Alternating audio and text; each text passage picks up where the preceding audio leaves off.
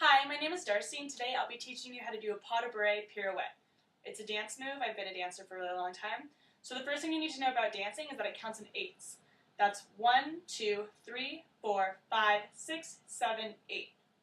So that's my tempo, and then sometimes there's half counts, which are and. So 1 and 2 and 3 and 4. Okay, so first we start with our right leg pointed, or whichever leg you want pointed out, and you step over your standing foot. So that's 1, and then step out, and then cross behind, 2, then out, and. So again, leg out, 1, and 2, and then you step out, 3, and then your arms come up as you step to prepare 4. So starting again, right foot out, goes over your standing leg, 1, and 2, and 3, prep 4. So when you prep, you have to make sure that your legs are bent in a plie. And what you're going to be doing is pushing off of your back leg and tightening every muscle in your body to come up here. So this is how you're going to turn. So you're prepping down, down low to the ground, and then up, tightening everything in your body so you can stay here for as long as you can. See? Okay. So when you turn, so you don't get really dizzy, you spot. What spotting is looking at one spot directly for as long as you can until you can't anymore, and then you whip your head around. So that's so when you turn, you don't get dizzy. And you can keep turning for a really long time and not get dizzy.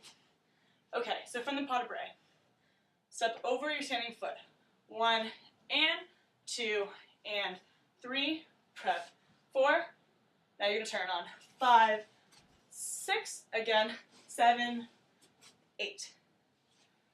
Whole thing. 5, 6, 7, 8.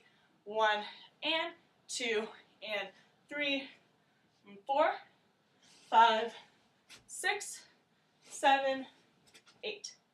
So that's the basics of the pas de bourrée turn. Thank you. Hi, my name is Darcy Lockman. The reason that I chose to teach you a simple dance move today is because I've been dancing since I was 3, consistently. I love it. I love it more than anything. Since I've been young, I've done a ton of activities that were mostly creative: dance, gymnastics, art, singing, acting, and I've just been a creative person my whole life. I love to make things. I love to perform. So something that comes along with that, I've been a student leader before because I really don't mind public speaking. I like teaching people things.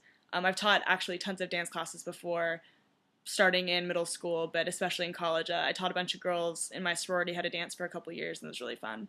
I like working in groups. I live by the beach right now, which is actually the most amazing thing ever. The ocean's actually right outside this window. You can't see it because it's nighttime, but it's beautiful. I feel really, really lucky that I've gone to go to UCSB, but the one thing that really bothers me about it is that all of our majors are really theoretical. So it's great because they teach you how to think, but the skill set isn't really there. So I've learned Photoshop and Adobe Illustrator and all those things on my own time through internships or just, playing around with them on my computer. Working at I Live Vista Screen Printing, which is this t-shirt shop, has really helped me get a lot of skills in Adobe Illustrator and Photoshop over the past couple years. A lot of client-based work, a lot of skills working with people. That's been really great. So I realized I wanted to become a graphic designer through these other jobs. And the big reasons I want to go to Dev Bootcamp is I want to learn the skills I need to become a graphic designer and a web designer.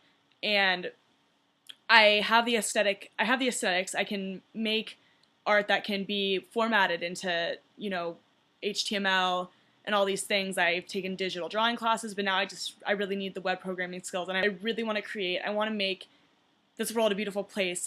Art here is more revered, like kind of something in a museum. Like you can't really touch it. It's not really supposed to be interactive.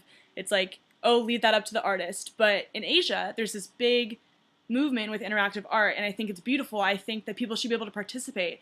And that's a big thing with the internet. It shouldn't be the way it was if people didn't constantly edit each other's code and contribute and, re-edit it and share links that they didn't create themselves. I think the whole concept of the remix is a beautiful thing, and I just want to learn to code so that I can be a part of that. I want to create something beautiful for this world. I want to create something interactive for people who can't necessarily make it themselves, but who can still participate. So that's where I'm coming from. Thank you for listening.